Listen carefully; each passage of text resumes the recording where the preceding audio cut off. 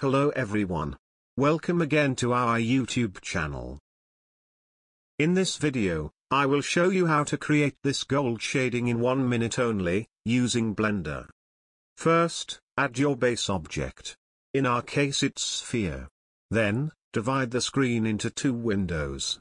Open the shader editor in one part and dev mode in the other part. Add new material. Rename it gold.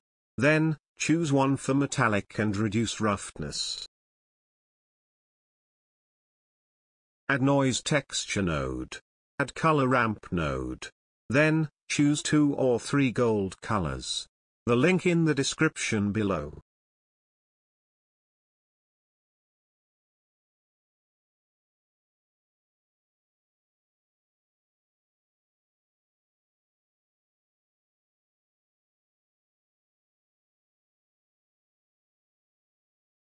After adding colors, modify the noise texture parameters until you get something interesting. Then, test it in different lights to see the result.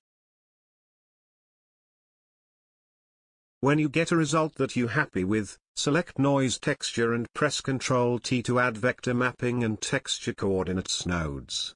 Then, set the texture coordinates node output to object.